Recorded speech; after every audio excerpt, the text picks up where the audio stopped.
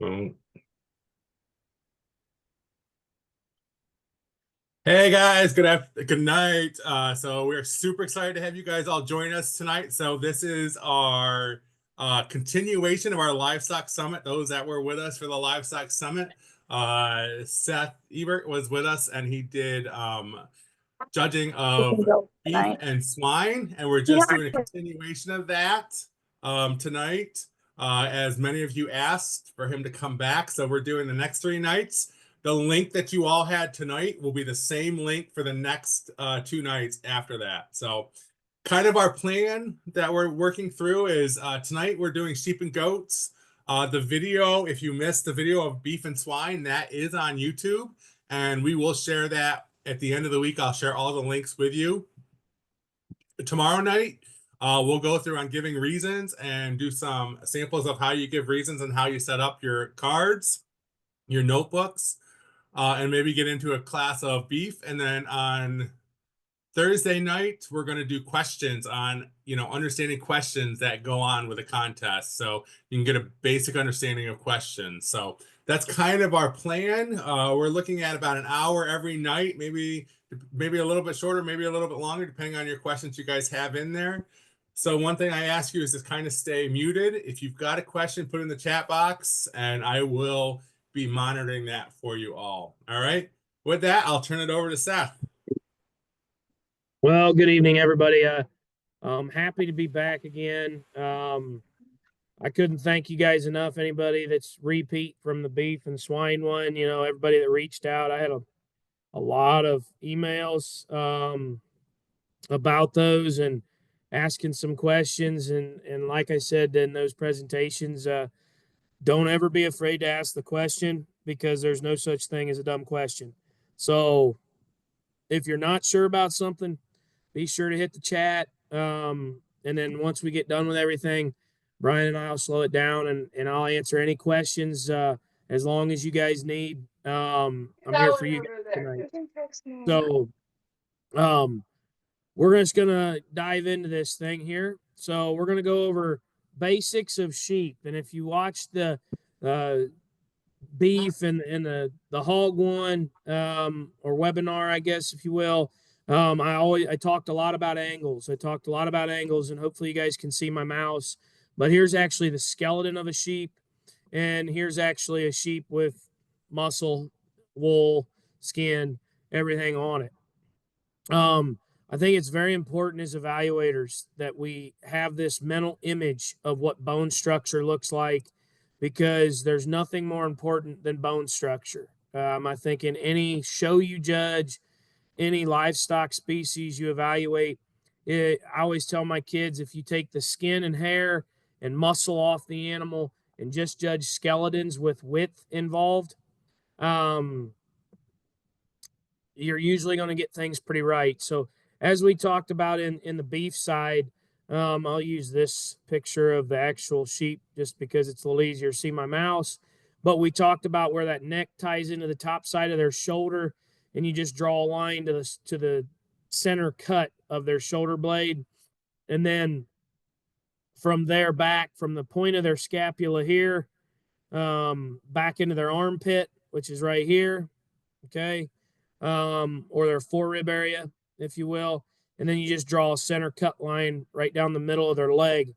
And if this sheep was straighter shouldered, which we'll try to show some differences in angles here as we get through the presentation, this angle that my mouse is on right here would actually be way more vertical, and this would be much steeper.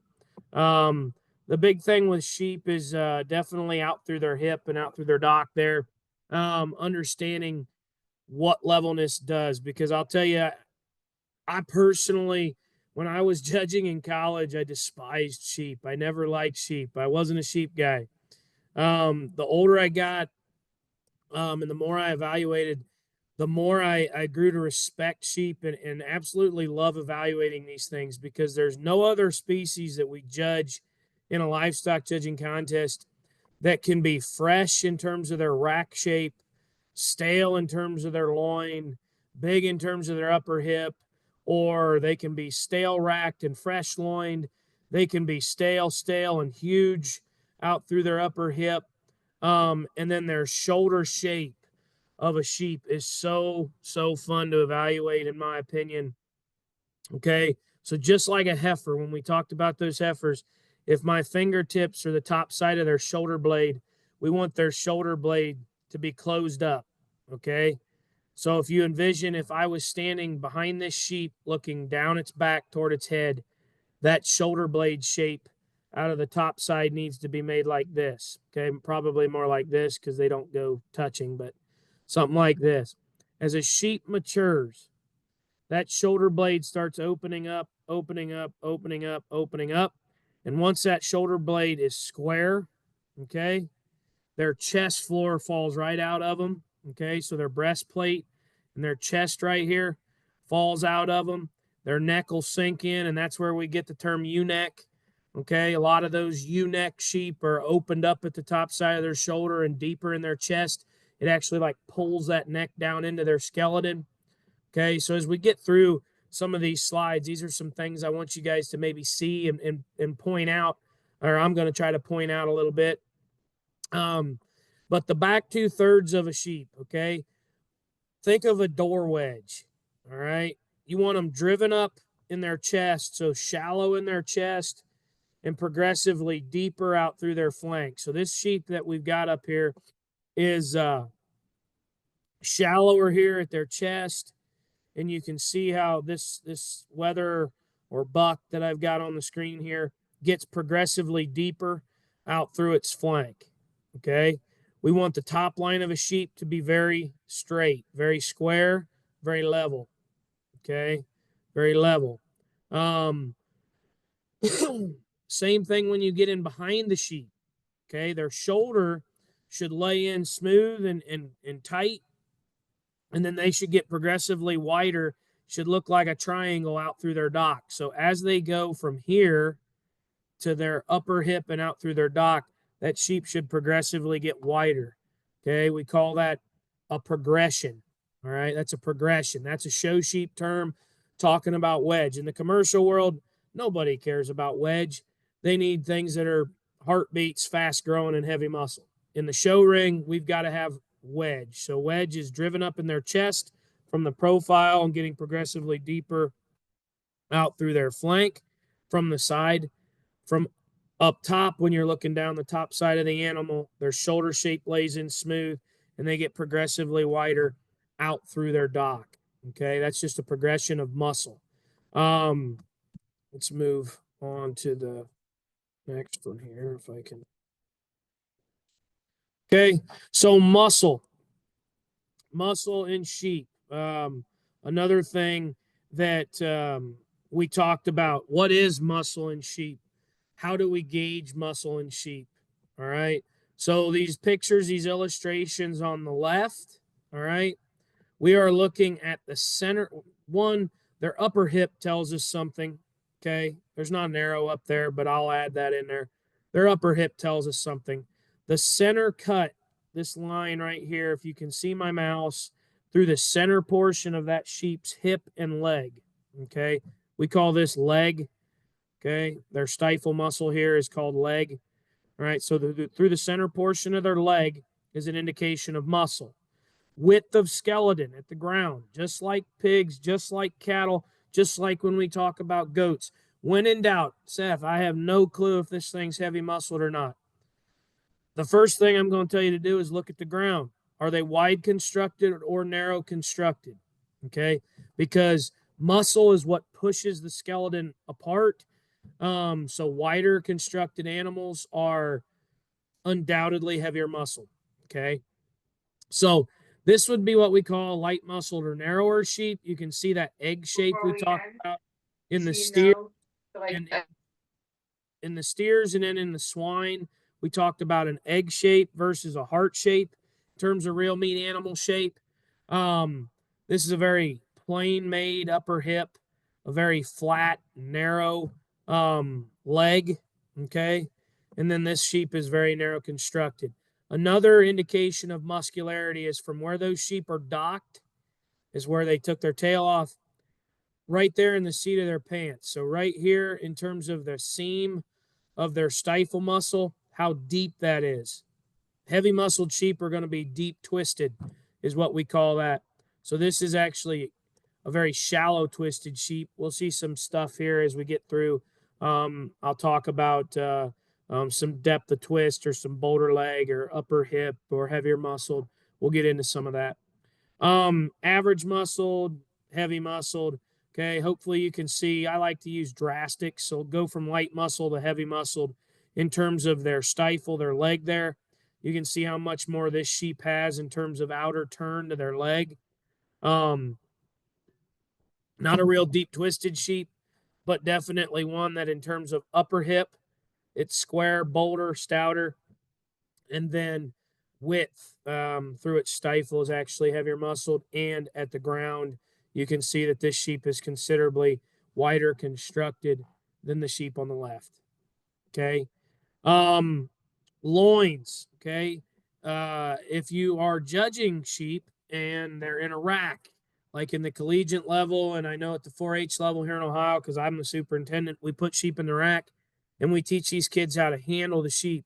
So what you see this gentleman doing in these two illustrations, the one on the left, why is he using his fingertips? Because from right here where my mouse is forward on this sheep, so all this is rib cage. From about right here back is just room and fill. So the actual stomach of the sheep. So he's using his fingers and he's getting down into that sheep to feel the squareness of that sheep's loin. Okay. So a square sheep or a square loin sheep is a fresh loin sheep. When we start getting rounder loined, that is more of a stale, um, more mature feel to those sheep, which is not what we want. We want flat, squared loin edges. Okay. And then the rack shape of a sheep, we want made like that heart. Okay. So what he's doing here is he's actually spanning the width of that loin and seeing how square that loin is. And then the picture on the right is actually him spanning. So the tips of his fingers are at the last rib of that sheep. Okay. And his thumb that you can see right here is actually the end of that sheep's, like the start of that sheep's hip. So that is the length of the loin. He's actually measuring the length of the loin of that sheep. So he's measuring the length here. He's actually measuring the width and squareness here. Okay. So that is part of the hind saddle of a sheep. We'll go into that in a minute. But that is some ways you can detect degree of muscularity in these sheep. Okay. So here, all right, is a good illustration of the foresaddle, which in the livestock judging world, we really don't talk about the foresaddle. We talk about the rack of this sheep, which is indicated here. But from his fingers back is the hind saddle. So that accumulates the loin, the upper hip, their leg, their twist, their lower leg, all the muscle from their last rib back is the hind saddle of a sheep. The greater that, the longer and longer that hind saddle is, typically is the heavier muscled type sheep. Okay, so when we talk in sheep about the longer hind saddled or heavier muscled through its hind saddle, excuse me, it's from their last rib back. Okay, this here is what's so fun about sheep. So what he's doing with his thumb right there, this is the spine of that animal. Okay, and that spine, if this is my hand and this is the spine of that animal, hopefully you guys can see that. I minimized my thing so I couldn't see. Let me make sure. Okay, yeah, you guys can see me. Okay. All right. So this is the spine of the animal. Their rib cage sits right in here like this. Okay. So just above their rib cage, like I talked in the sheep or in the cattle and the hogs, rib cage is the foundation of muscle. So if I've got a rib cage that's bold and round like this, I can put muscle on top of that rib cage. So their rack sits right up on top of their rib cage, and we want that heart shape. So this side of their rack like that. If it's on this side, it's like this. So then it looks like a heart.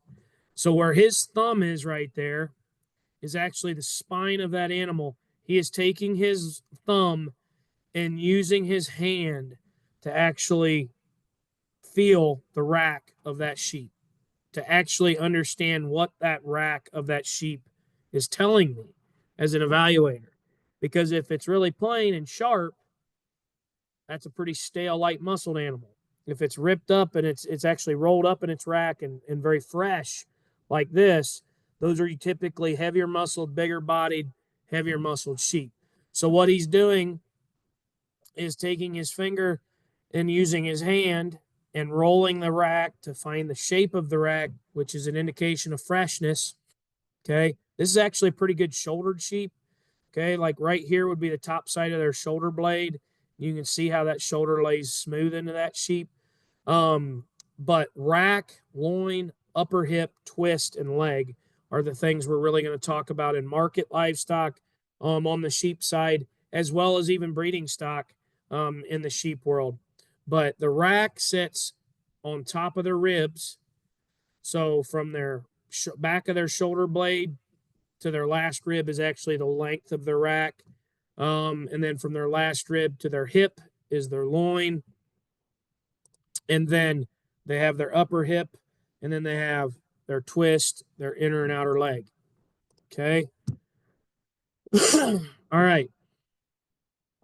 Has anybody ever heard the term a fat sheep's a bad sheep? And if you haven't, you will. If you judge enough livestock, sheep, we do not want fat sheep. Why do we not want fat sheep? Because fat sheep, guys, the lanolin flavor of the fat of that sheep is obvious, is very terrible tasting. If you've never tasted that, there's a reason nobody wants a fat sheep, because it tastes like you're just eating that lanolin, that oil, that texture that they have in terms of their wool. So we want trim sheep. All right. Where do we evaluate fat in sheep? Their chest. Okay. Because what is their chest, their shoulder opening up and their chest falling out of them? What is that an indication of? Maturity. As an animal matures, they get fatter. They stop growing muscle, and they start depositing fat. Okay. So their chest is an indication of fat. Their ribs, okay, in sheep, if you handle ribs on sheep, okay, they can be that very much. You use your hand, okay, to tell you how much you think it is, a quarter of an inch, um, uh, 3/4 of an inch. If you get one that fat, probably ought to punt. But their body shape, okay, one thing I tell my kids all the time: if you get on the top side of a sheep and it's made like a canoe, that is a fat sheep. Okay. Muscle does not look like that. Okay. Muscle is sharp, square, three-dimensional. If you see a sheep from up top, if you get on the back side of a sheep and look down its top line and it looks like a canoe, usually not a very good sheep. Okay. Right over their dock, we're going to look at their dock for indications, which right here you can see this sheep is not fat, but we can look for fat here. They're it's almost like pone fat in a heifer. And their body shape tells the tale on a lot of that. But a fat sheep is not good. We have got to have trim, heavy muscled sheep, no matter if it's commercial or show oriented. Okay. How do we know up front if these sheep are good? Okay. Well, if their chest floor is still driven up into them and their actual wedge shape is built into them correctly, like we talked earlier, that's an indication that they're still pretty fresh and they're still trim enough in terms of their underline. We talk about lower body balance when we talk about that. Up front, their breastplate, okay, the shape of their neck. You get a big old thick neck on one, it's usually because it's ancient or it's fat. Okay. Don't need some little skinny neck thing that isn't any good, but having a fresh, kind of like this sheep, not too thin, but definitely not some big thick necked, coarse, open shouldered, deep chested one. This one's pretty good in that regard. and you can see that from the side on this particular sheep. All right. Evaluating balance, I talked about that chest floor being driven up, and the difference between one that's driven up correct and one that's not. This is an representation of a pretty bad built sheep here on the left. Okay, I want you to look at where I'm circling my mouse. You guys see this bump right here where my mouse is? That's the top side of their shoulder blade. That sheep's opened up in their shoulder, very open in terms of its shoulder. So consequently, that chest falls out of it. And when that chest falls out of a sheep, here comes its neck. It just sinks right down into its shoulder. This is what we would call a U-neck sheep. Okay, it kind of gives you that illustration of a U. If they break behind their shoulder like this, the sheep's broken top. This is a very bad animal. Okay. But why is it broken behind its shoulder blade? Well, if it deviates, that should tell an evaluator there's no muscle there. Okay. There's no muscle in this sheep right here. That's why it deviates in terms of its spine. Steep out of its upper hip and out of its dock. Okay. That's a problem. This sheep's got everything bad going on with it. Okay. This sheep here, okay, what am I trying to do with these two lines here? I'm trying to make that wedge shape. Okay. You can see how very much similar these lines are, like they almost parallel each other. We do not call this sheep a balanced sheep. This sheep would need to be driven up neater in its chest. And this line here should actually, like, say it starts here, should get deeper as it comes back through its flank. Okay. So these are both illustrations of sheep that aren't very good patterned. Okay. Oh, I don't really want to look at this picture on the left. That's a bad angle. But the sheep on the right, this is a pretty good pattern type of a white face sheep. I like to change it up some and talk about breeds because in sheep that definitely does matter. Black face sheep are more terminal based breeds. White face sheep are very much more of a maternal line. Dorsets are definitely something that can be production oriented and very heavy muscled. South Downs, if you would call those white face sheep, are kind of smutty, mousy gray. But the white face sheep tend to be just a little bit deeper in terms of their chest naturally in comparison to the black face sheep. They also get a little bit fatter too, quicker. Okay. But as you can see here, this sheep's very level in terms of its lines down the top side of its skeleton. Pretty good in that regard. Neck comes out of the top side of its shoulder. Chest is still okay. This sheep could use a little bit more of a progression through its lower body balance, but still pretty nice sheep. We're going to get into some pretty high quality sheep here in a minute. So be able to drive that point home just a little bit more for you guys. When we're talking about shoulder shapes, okay, like you can tell this sheep is still very, very good in terms of its shoulder. You see how this shoulder lays into it up high? Okay, if this sheep was open shouldered, the top side of this sheep's shoulder, which is where my mouse is, would be out here, and this shoulder would be very, very coarse and very open. This sheep's chest would be out of it, but it's not. This sheep's neck shape's good. This sheep's shoulder shape is built into it right, and you can see up front how that sheep's driven up in terms of its chest floor. Okay, this is the view I was talking about where you want them laid in smooth about their shoulder and getting progressively wider out through their dock, talking about that progression of muscle from front to back. This sheep's got a nice little progression here in terms of trying to get wider, heavier muscled, more dimensional as you get out through its dock. Foot structure in sheep, probably something we do not talk about enough as evaluators when we're judging a show. Mainly because I don't know, I don't think coaches necessarily teach it as much as they should. Okay. So we're talking about pasterns here. Why would a pastern be a problem? You guys remember what we talked about in the hogs and in the cattle? Weaker pastern animals what is that going to do? As that animal gets heavier weight, as that animal gets bigger and more mature in terms of size, that pastern is just going to get weaker because it's just this little bitty joint right here holding up this whole animal. So if we get long pastern that are soft, okay, this dew claw becomes problematic. If animals out on the range, animals, no matter if they're on the range, I guess, or in a padded cell, if they're down on their dew claws and they start ripping up their dew claws or breaking their hoof, you can get abscess issues, you can get sore feet, lameness, things like that. So we really have to keep in check pasterns. Okay. So you can see here, this one has very bad depth of heel, very bad depth of heel. And these are two different types of angles to their pastern being softer. And you can see off to the right here in terms of the stability of that foot. You can see almost, use your imagination where my mouse is, the weight of that animal is coming down square on that foot in comparison to here, where you can see it kind of banana hook out here and put all that weight on this joint. It's not down on the foot of the animal. So this is a very good indication of a strong, the right kind of depth of heel, the right kind of stability in terms of rear foot.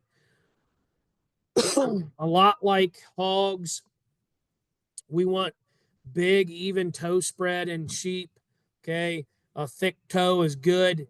Heavy bone, big footed type of sheep. You know, I always laugh when a guy gets on a microphone and says that's a heavy bone, dense one. I have seen thousands of slick legged sheep in my life, and I haven't seen 1 ounce of difference in terms of bone in these things. It's actual foot size that actually matters in sheep. All those guys on the mic are seeing is leg wool, which I don't necessarily care about myself, but to each their own. Okay. Structural correctness in terms of their hock placement. This is something that doesn't get talked about enough in sheep because of why. Interesting enough, sheep, goats, what do we do with them? We brace them. Okay. There's some young person setting the feet of this animal. So do we really care? I mean, as a show person, no, not so much. We should though, but not so much. So we need to make sure we keep their hock structure correct. Think of sheep as being built an awful lot like cattle, up through their front end in terms of their shoulder shape and their angularity and how their foot works. And then the same thing with their rear skeleton. Um, in terms of levelness of hip and the correct kind of set to their rear leg. And we've got some stuff here that we'll talk about in terms of stability. But you can see here how this sheep's hock is way behind its skeleton, has too much set. That's that banana hook down here at this joint we were talking about, and how this sheep's actually a little bit more appropriate in terms of its hock. Evaluating knees. If you see a buck-kneed sheep, that's a pretty bad sheep. Okay. And then if you look at them coming at you and they come in at their knee, that's an indication of something that could be called a lighter muscled animal as well. Okay. Evaluating soundness, we want the right kind of angularity as we get into those sheep. You know, understand from where that neck comes into their shoulder down through the center portion of their shoulder, make your line.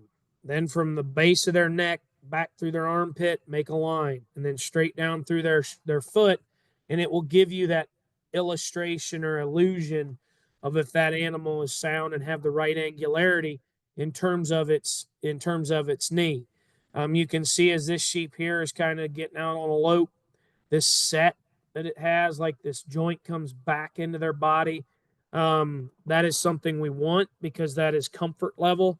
As that animal gets too straight, then that animal becomes arthritic and problematic in terms of their joint structure, which can be a real hang up no matter what you're doing in terms of show or commercial. In terms of hip structures, this is something that definitely changes within industries.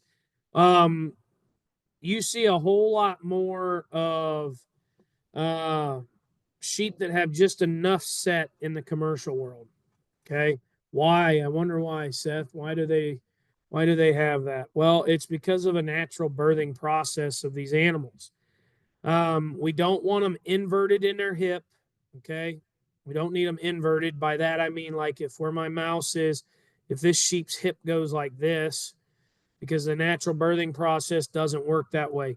We want a level and long hip structure, level and long hip structure, and maybe just a little bit of a set in their hip, not jet level, just a little bit off for the natural birthing processes of these animals. Okay, so here's some indications of some things that need to be helped on a little bit. This is a short and steep hip structure. Why don't I like that? Well, you want a long hip structure. If I had to take this hip structure or this hip structure, I'm taking this long but steep hip structure before I take the short and steep, because the problem is that lamb, when it comes up, has to get over the H bone and back out through the vulva. There's not enough room for that animal to do that. So there's going to be a lot of wear and tear on mama right here in terms of her cervix, in terms of her vulva, where at least if they're longer hipped, it gives it more of a natural up and over. You might just have to help at the end there. If you get into the commercial sheep world, you'll see a lot of sheep that are long, but a little bit too steep, probably in comparison to the short and steep thing, because this doesn't work near as well. Sorry, I'm trying not to lose my voice because I've been sick since I got back from Houston with my judging team. But this illustration we have on the right, this is a level hip. You can see how this has just a little bit of set to that line. That's what we're looking for, but it's a little bit shorter of a hip. So not terrible. I can deal with this type of a hip structure if I had to, but honestly, we'd like it to be a little bit longer, which got some illustrations coming up here in terms of length of hip. Right here, you can see how this is kind of level, but a very long hip structure in this sheep. Now, this sheep needs to be a little better chested, and these are a little older pictures, so sheep have come a little bit of ways since these were pictured. But if we just look at their upper hip structure and their length here and the length of their rump, that's what we're kind of looking for. Okay. Shoulder shape. I've kind of went into this pretty hardcore already, but just to reiterate, you can see this bump where this thing is right here. And the first thing you know there's something wrong with a sheep's shoulder is look at their neck. I mean, you could tell this sheep is ewe-necked before you even think twice. You're just immediately drawn to it. And you're like, well, she's ewe-necked. Wonder why? Well, I'll tell you why. She's too coarse and open in terms of her shoulder because she's matured. That's Father Time. He's undefeated. They're all going to get like this eventually. Okay. But the ones that can stay correct in terms of their shoulder shape, the longer in the market world, the fresher they are. And as far as good brood ewes, keep that shoulder tucked into them pretty good. It's an indication of longevity in those as well. So here we talk about the difference between this sheep's shoulder shape and this sheep's shoulder shape. You can barely even tell that sheep's got a shoulder up there because it's still tied in smooth. It's tied in correct and still closed up at the top side of their shoulder. Okay. Smooth at the point of their shoulder where these arrows right here are talking about. Okay. That's an indication of being fresh too, because as this sheep matures, that shoulder will open up and this will become coarser and sit on the outside of their skeleton. We want it to sit as a part of their skeleton up front. And then when we talk about smooth into their forerib, fun part about sheep, let me see here. Okay, I'm going to go back one slide. We want to evaluate sheep not only at the mid portion of their forerib, okay, but at the base of their rib cage. Sheep that are opened up at the base of their rib cage, pulled apart, are 99.9% of the time bolder, rounder bodied. You'll hear sheep guys talk about roundness of body. A deep bodied sheep's a bad sheep. Okay. Like if this thing looked like a bred heifer and had a really deep body shape, those are usually the flat ribbed ones that have no muscle. Okay. sheep muscle pattern needs to sit up on something. So we want them round body shaped, and it pushes that muscle up out of their skeleton. Okay. So here's a little judging class. So things to take into account when we're looking at market lambs: muscle, trimness, two most important things. They need to be heavy muscled and trim. Okay. And then they need to be good built, sound structure. All right. So if you remember what we talked about um, back when we were originally starting the sheep or not the sheep, but the cattle and the pigs, we talked about shapes telling us a lot of the tail. Okay. One look from the side. Okay. Just view over here to the left and then look at these four sheep. Which one looks like it's on death's doorstep? 3. Okay. This thing, you can see how it's sunken in its loin. You can see its actual bone structures. This is a very underconditioned, very light muscled sheep. Flip the script and look at it from behind. Here's number 3. See how shallow twisted, has no muscle in terms of its leg. You can actually see its okay. Very devoid of muscle. That sheep would be a problem child real quick. Okay. Now, on the opposite end of the spectrum, on the opposite end of the spectrum, the widest constructed, heaviest muscled sheep would be this one sheep. Okay. From the side, if you look at 1, 2, and 4 and just study these sheep, which sheep reads the one that comes off the page, the most three dimensional? This sheep's stifle, leg, rib cage looks like it comes off the page to me, versus 2 and 4 who read a little flatter out through their leg. You can kind of see how they narrow up and get a little flatter there. Okay. So then you look at them from behind, flip the script, twist, leg, width of skeleton, still good in terms of its shoulder gets progressively wider out through its dock. Big old bull rib caged. What's that rib cage? That is the foundation of muscle. That sheep's a heavier muscled one. I would start the 1 sheep and I'd bury the 3 sheep, and I would look at 2 and 4 and pick your poison. Okay, pick which one you think's better. I would say if I was to pick one, I'd probably how would I do that? I would probably say 4 over 2. 4 sheep looks a little ewe-necked and deeper chested and cut up in its flank and a little bit more peaking terms of its hip structure. At least this 4 sheep looks a little bolder, rounder bodied, and looks like it's got some type of a wedge starting to happen. So I'd probably mark them 1, 4, 2, 3. Okay. Now this class is as old as I am, but you can learn a lot from older style animals because it is what it is. There's nothing in this class that entices me from a build standpoint to forget my fundamental placing factors. Okay. My fundamental placing factors are muscle and trimness, and then build and structure. Okay. And market lambs, 1 wins, 3 goes last. Probably use 4 to beat 2. Okay. Now, here's some show ponies for you. All right. These 4 ewes are really nice. Okay. I wanted to incorporate this scenario. Okay. Wanted to incorporate the scenario because unique to sheep, we have coat on stuff. We got scrapies. We got spider. We've got dwarf now to deal with, the dwarf gene. Okay. So we're just going to pass on this scenario. We don't need to talk through the scenario. But what you can do is this birth type, rearing type. Okay. What they were born, what they were weaned. 60-day weight, 120-day weight tells me what? 60-day weight tells me milking ability as well as just grow ability of those lambs. 120-day weight is actually the production value of that animal, how fast they grew. Okay. Scrapies, codon 171. Okay. QR is recessive. RR is what you're looking for. QR you can live with, but QQ, probably ought to pass. Spider, all these are pretty much the same, other than 2 and 4 are actually what you're looking for. 1 and 3 can be slightly recessive. Okay. So when I look, I just wanted to kind of breeze through that. Dwarf gene, okay, big thing in the clubland business. Okay.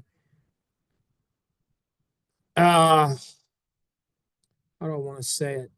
Use with moderation. Okay. If you don't have to use a dwarf gene to get muscle, that would be great. I don't understand.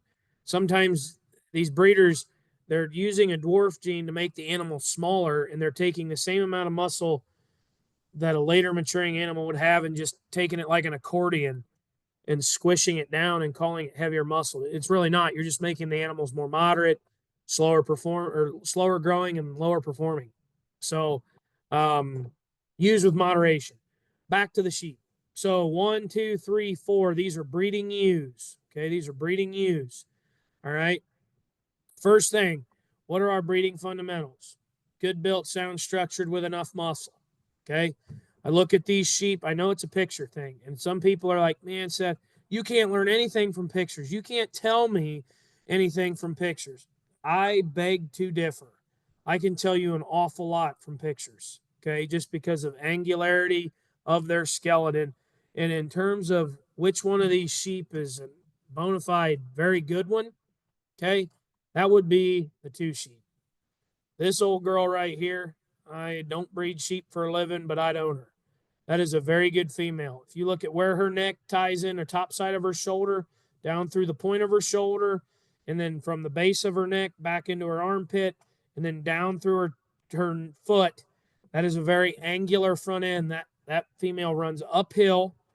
We talk about her chest floor being driven up neat and still progressively deeper out through her flank. Very good. Her top line is extremely square. And then just like those heifers we judged, I don't know, a month ago or whenever we did that, okay, look at the posture of this thing's rear leg. Her hip is so good in terms of levelness, but look at how far she can get that foot, that hock joint behind her skeleton, okay, and her pastern reads really good. This is a very good female, okay. Now, on the opposite end of the spectrum, okay, I think that when you get into these sheep, there's one that's probably too coarse and open in her shoulder. There's one that's too straight in her shoulder, too straight in terms of her hock, and that's the one right here to her left, number 1. Okay, so if you study her, all right, center portion of her shoulder, down through the center cut of her to the point of her shoulder, base of her neck, okay, down through her elbow, center cut down through the middle of her foot. That is a very straight fronted female. Okay. Can you guys see how she's straining? Look at her neck, look at her shoulder, and then look at 2. How much more natural 2 just can raise up with posture out of her chest and out of her front end. Okay. You can also see this sheep's coarseness of shoulder right here. Okay. Still big bodied rascal, still good there. But she's the highest in terms of her spine. See how she comes up in her top line some there, and that's not just the gate rail in the back. That's actually the sheep. Why does she do that? Any animal that comes up in their spine, deviates in their spine, is trying to compensate for comfort. That sheep is uncomfortable. She crunches up in her spine to compensate for the fact that she's too straight shouldered. And then look at her hock in comparison to 2. See how she's straining? She's very straight in terms of her hock. If this sheep's leg wasn't back and these actually walk these sheep, this sheep's going to be very post-legged and probably drop her hip when she gets out and moves. Okay, so 2 needs to win. 1's a structure problem. Good built, sound structured with enough muscle. Yes, this one's a powerhouse, but she ain't sound enough. Okay. Now, on the opposite end, we've got a nice little middle pair here. All right. Good built, sound structured with enough muscle. I think there's some build differences in these 2 ewe lambs. Okay. The 3 sheep's really tall fronted, really extended, really sharp fronted. Okay. The 4 sheep reads a little bit stouter and more 3-dimensional. You can kind of see how that sheep comes off the page a little bit more. So I think there's some trade-offs here. Good built, sound structured with the right kind of muscle, and then add in all the extras that you can. I actually think this 4 sheep's better in terms of her hock posture, I think this sheep is actually bolder bodied, wider chested, and heavier muscled, and still has a nice look about her. Okay, I would use 4 to beat 3. I think 3 is going to be kind of a good built, tall fronted one up front that's going to run out of gas. You can see her chest is very narrow. She reads a little flatter in terms of her body shape, not quite as descript out through her upper hip. So if I was placing this class, I'd place them 2, 4, 3, 1.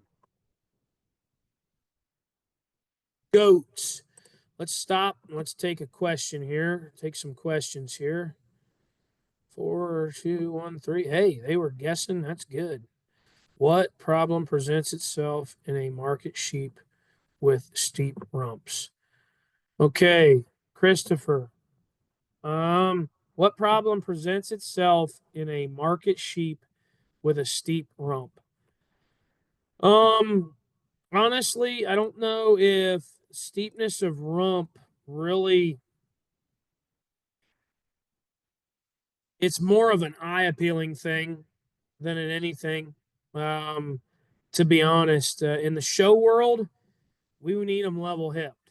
It's just more pleasing to the eye to be level hipped. In terms of function, it definitely helps too, because when you're steep rumped like this, okay, that animal cannot get its hock out behind itself near as easy.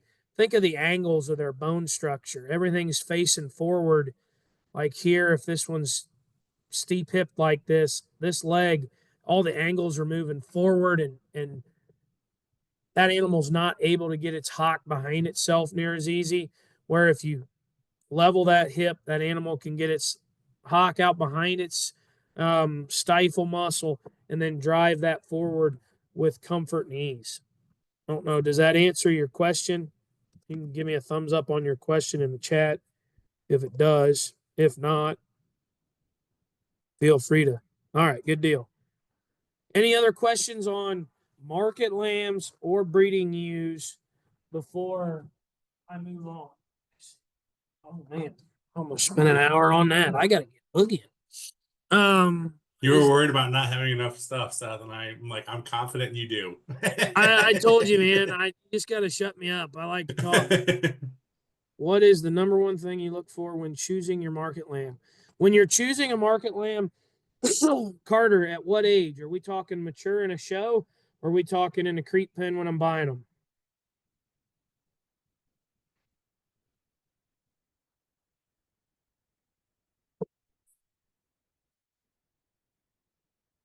Okay, when you're buying sheep, okay, when you got a little lamb in a creep pen, all right, what should you look for?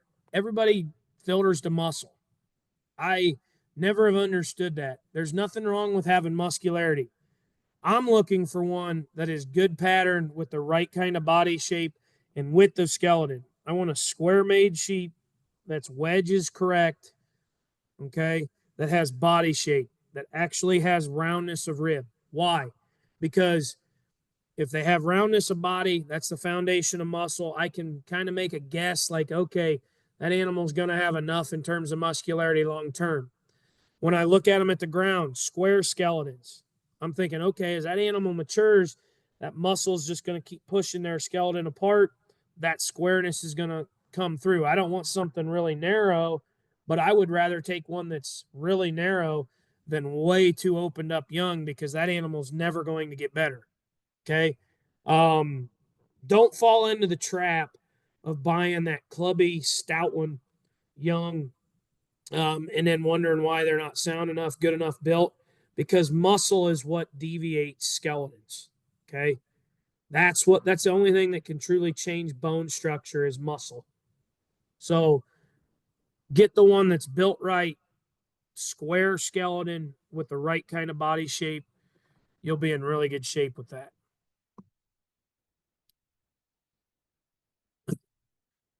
Any more questions on sheep? All right. If you do, that's fine. I'll answer them after the goats. Okay. Goat judging. What is the most unique thing about a goat in comparison to cattle, sheep, and hogs? Goats fatten from the inside out. Okay. Cattle, hogs, sheep, they fatten from the outside in.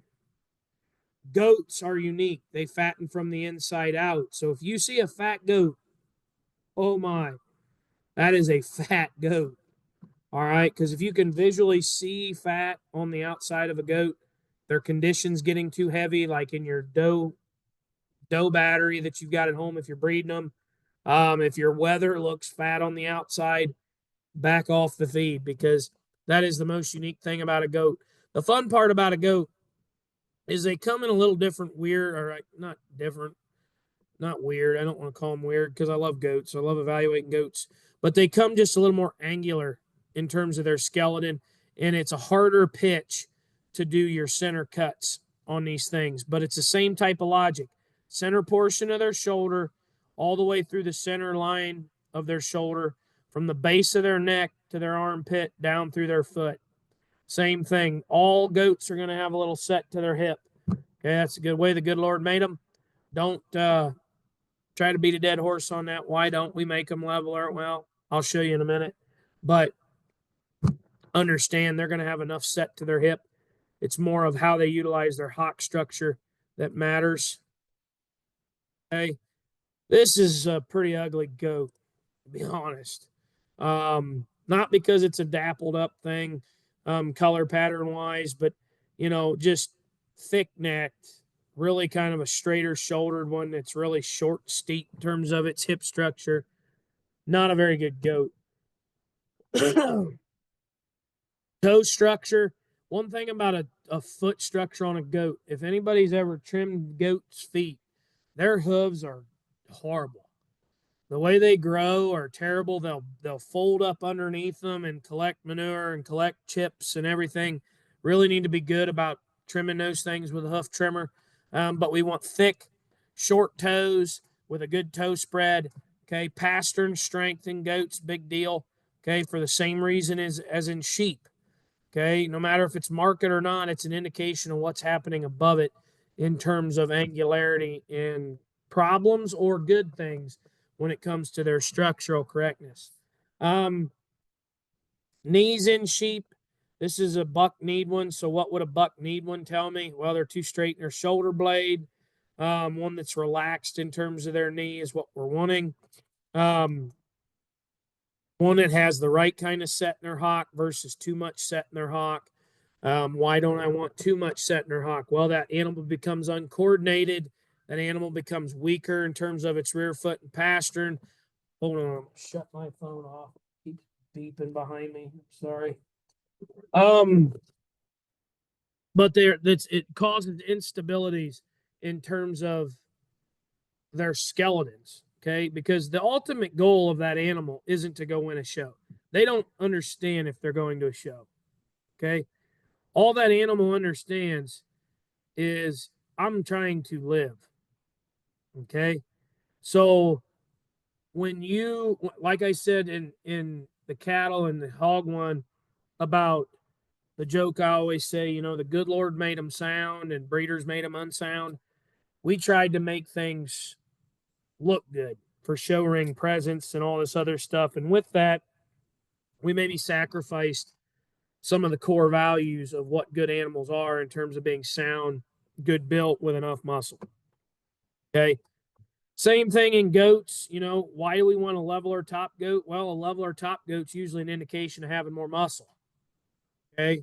Having more muscle and their skeleton is actually built in them good, the correct way, versus this paint right here that is very weak topped. I would definitely say this is a lighter muscled goat because muscularity would straighten that out because that muscle sits on top of their rib cage, which is what gives you that illusion of being leveler topped. Okay, because if you actually took the hair and you actually took the muscle out of a goat, they're all even a hog, even they're going to be slightly dipped down in their back just a little bit. If you took all that away, that muscle is what straightens it up. Okay, how do we understand if they have muscle or if they don't have muscle? When in doubt, go to the ground, please. Look at them at the ground. Wider constructed animals. This is definitely a wider constructed animal than the one on the left. Okay. You can see the body shape of this doe versus the flatness of this thing's rib cage. Why don't I want a flat rib goat? Rib cage is the foundation of muscle. Okay. There's a reason I keep saying it over and over and over again. And it's because hopefully you get annoyed by it and then you'll be saying it in your sleep. You know, rib cage is the foundation of muscle. You'll start getting bigger bodied ones and probably start doing a little bit more winning or understanding how to evaluate when you're at a judging contest. Shallower bodied versus deeper bodied in the goat world. Essentially, goats, I always tell kids, you want them made like a pig with a heifer front end. Some of you guys are probably laughing about that, but that's definitely the truth. Okay, we want them stout. We want them opened up. Their shoulder sets on the out, right on the plane of their skeleton. They're square. They're massive. Okay, big, bold-bodied ones, and then just a really kind of attractive and very long and extended, very feminine in the does, very striking in terms of the weathers, in terms of their head and neck shape. Talking about rib cage, plus with the skeleton, there's no better indication than these two. Okay, two-dimensional on the left, very three-dimensional on the right. In terms of body shape, massive, bold-bodied, versus on the left, very flat-bodied. Then judge them at the ground, kind of comes hand in hand there. In terms of their spine, their levelness atop, being an indication of style or look, presence, build, a striking appeal. Okay, the actual shape of their neck. Okay, whoever edited this picture, which it wasn't me, maybe got a little fancy with the cutter, made this one look a little weirder up through its actual throat latch. But in terms of the short, thick neck to this white-headed one, versus the length and the shape of that one's neck on the right, this is what we're trying to look for. This is what we're trying to stay away from. Okay. They really hacked this one up here too. But you can see how this goat's shoulder shape, chest is very prominent, thicker necked here, kind of a coarse, ugly scald one. Okay, I'm not going to say this one's a great scald one. This one's kind of a little sissier scald than maybe we would deem ideal. But in terms of their shoulder shape, their chest, you can definitely tell the difference in these two goats. Okay. Now, as a goat matures and as these does get more mature, as the one on the right here, some of you guys might say, "Well, Seth, what was this breastplate out here? She's kind of just average chested." Well, like I said, as goats mature and they get older, they are going to start getting fatter. That fat comes on the outside then, and they just get a little bit fleshier. This goat here is still really good in terms of her lower body balance, good in terms of her top side shape and levelness. Still a really nice kind of a front end, good built, sound structure with the right kind of muscle. Win all day. When we're evaluating muscle, okay, this is a really good indication. Thick, heavy muscle, average muscle, devoid of muscle, to be honest. Same thing as in the sheep. Look at the center cut of their leg. Okay, that's all you got to do. Boom. Look through the center cut of their leg. Which one's wider? And then look at them at the ground. Which one's wider? And if all I ever did was just do that, I probably don't bust very many goat classes at a judging contest. It's when you step off to the side and kids like to forget about the fundamentals of market animals, which is muscle, and they just start building these things out, especially in the show ring. It gets a little bit frustrating. I'm sure anybody on here that shows sheep probably gets frustrated by getting beat by the skinny, good-looking one when you've got the stout one that's still decent built, standing in your own barn. Same thing with as in goats. I'm not blowing through these, or I'm not blowing through the goats, but they're very similar to sheep in terms of their rack, their loin, their hind saddle. In terms of what they represent, their rack shape, same thing as a sheep. Their loin shape, we want flat and wide. Their twist, their leg, their upper hip, same thing as sheep. It's really the same type of muscle comparisons as sheep. Okay. They talk about evaluating finish on these pictures. We really like to talk about just, fat, trimness, okay, in terms of being too trim, too lean. Here's a very good difference. Okay. This is one thing you can see in sheep that's kind of unique, or sheep. It shouldn't do sheep and goats on the same night. But that's one thing about sheep and goats, or definitely goats, that can get a little sticky is, what's the difference between a narrow one that's lean and a fresh one that's lean? Well, right here is a prime example. See how this goat is actually wider constructed, has more flair, just looks more three-dimensional in the way it's built. Still not a good one. I'm not going to say this is a good goat, okay? But this thing is way better than the one on the left. Way more three-dimensional body shape, way more boldness out through its hip. Okay, even from the side, you can see this thing's rib cage come off the page at you in comparison to this two-dimensional one on the left. Now, these two look pretty good. Okay, these are two mature does. The one on the right's more mature than the one on the left, but just by horn length, you can tell that. Okay, but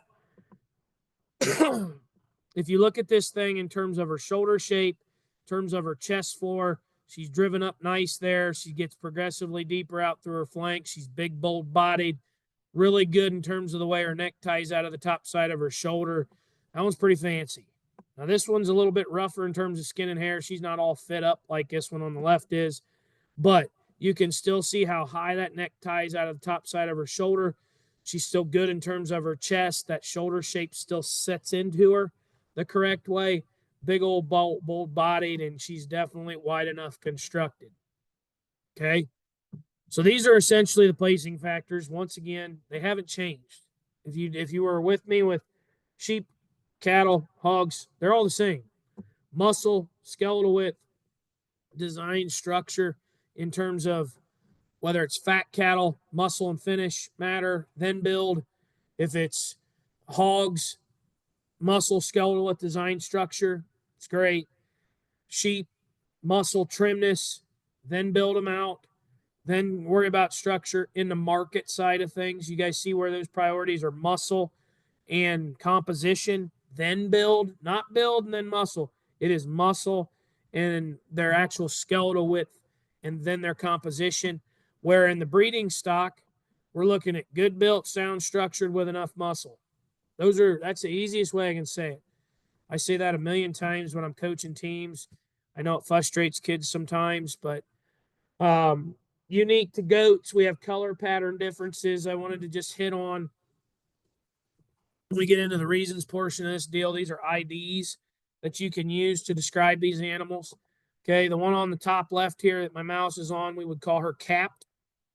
Okay, capped. Okay, the traditional boar goat is a cape. This one right down here, this buck with a beard here.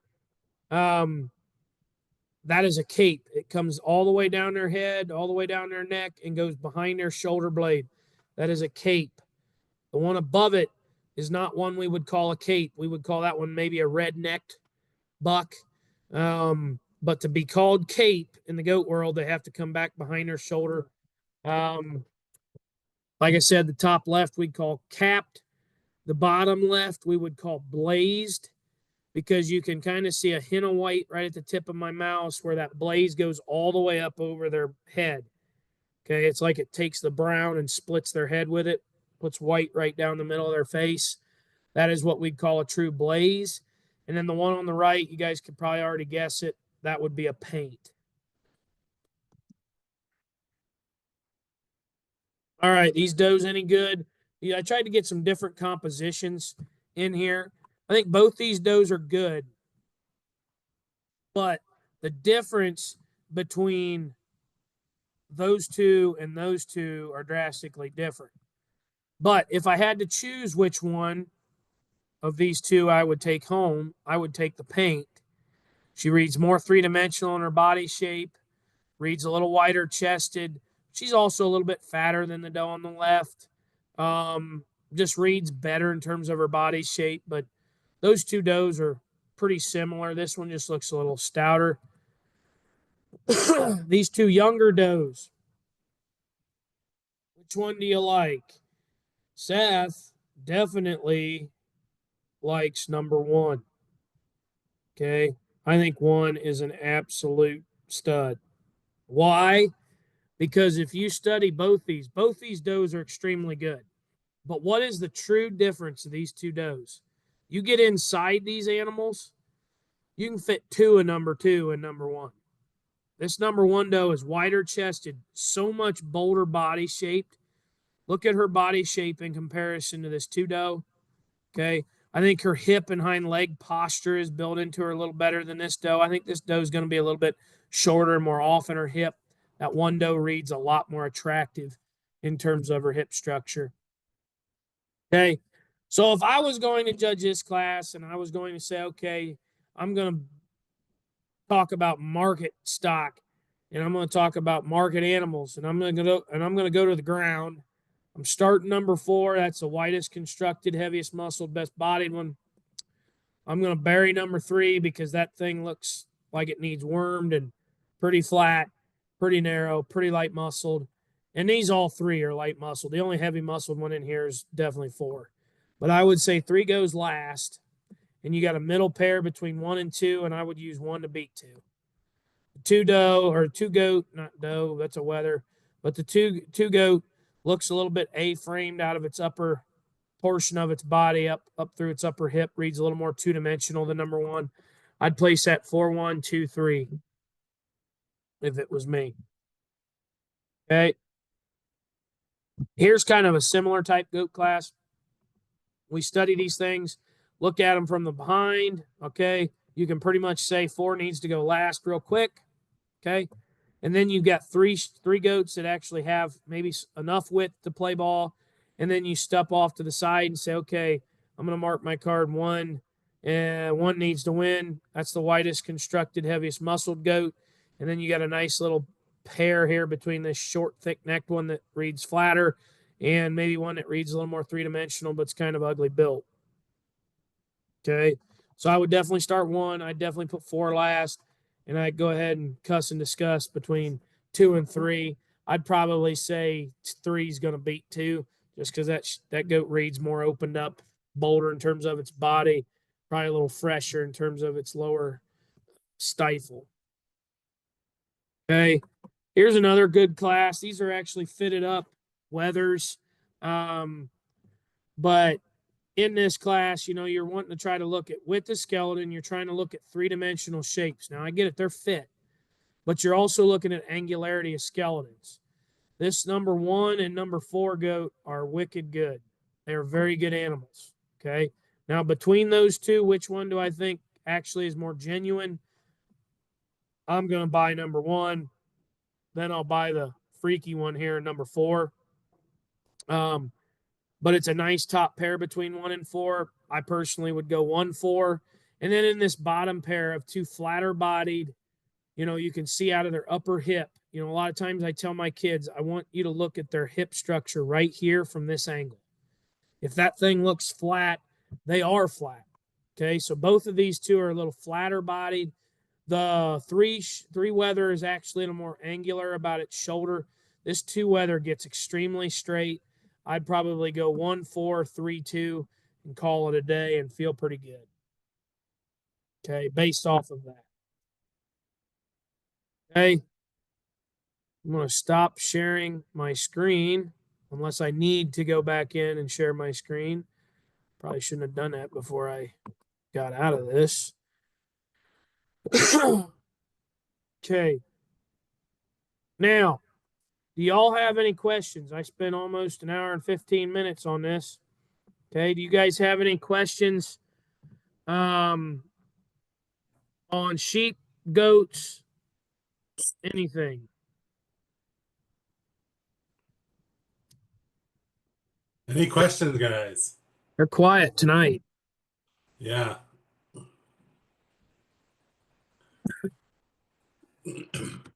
No questions, guys? So if you do have questions, you think about them, bring them back tomorrow night or Thursday night.